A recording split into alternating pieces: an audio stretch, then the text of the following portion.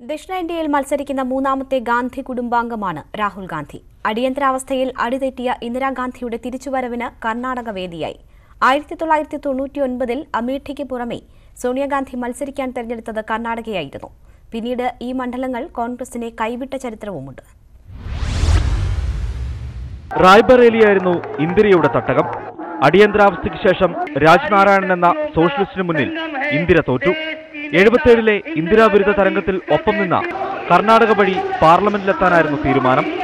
ചിക്ക്മാംഗ്ലൂർ MP DB ചന്ദ്രഗൌഡ ഇന്ദിരാഗാന്ധിക്കായി മണ്ഡലമൊഴിഞ്ഞു. ഇന്ദിരയെ മകളെന്ന് വിളിച്ച് ജനങ്ങൾ ആർപ്പ് വിളിച്ചു. വീണ്ടും ഇന്ദിരാ വിജയങ്ങളുടെ തുടക്കം.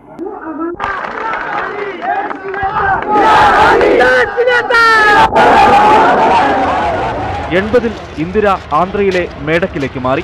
റായ്ബറേലിയിലും ജയിച്ചെങ്കിലും മേഡക് നിലനിർത്തുകയായിരുന്നു. 99-ൽ തെരഞ്ഞെടുപ്പിലെ കന്നി അംഗത്തിനിറങ്ങിയ സോണിയാഗാന്ധി അമേഠിക്കൊപ്പം തെരഞ്ഞെടുത്ത് കർണാടകയിലെ ബെല്ലാരി. 98-ൽ അമേഠിയിൽ BJP ജയിച്ചതാണ് സുരക്ഷിത മണ്ഡലം തേടാൻ സോണിയയെ പ്രേരിപ്പിച്ചത്. അതുവരെ ബെല്ലാരിക്ക് കോൺഗ്രസിനെ മാത്രം ജയിപ്പിച്ച ചരിത്രമായിരുന്നു ഉണ്ടായിരുന്നത്.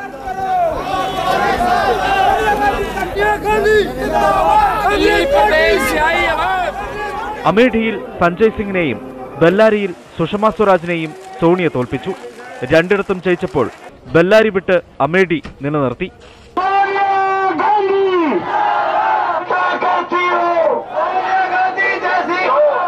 ഇന്ദിരയ്ക്കും സോണിയയ്ക്കും പിന്നാലെ രാഹുൽ എത്തുകയാണ്. ഇന്ദിരയും സോണിയയും മത്സരിച്ച ദക്ഷിണേന്ത്യൻ മണ്ഡലങ്ങൾ കോൺഗ്രസിനെ കൈവിട്ടതാണ് പിൻകാല ചരിത്രം. രണ്ടിടത്ത് മത്സരിക്കുന്ന രാഹുൽ മണ്ഡലത്തിൽ നിന്ന് ജയിച്ചാൽ വയനാട് നിലനിർത്തുമോ എന്നത് കാത്തിരുന്ന് കാണാം. Election desk, news 18.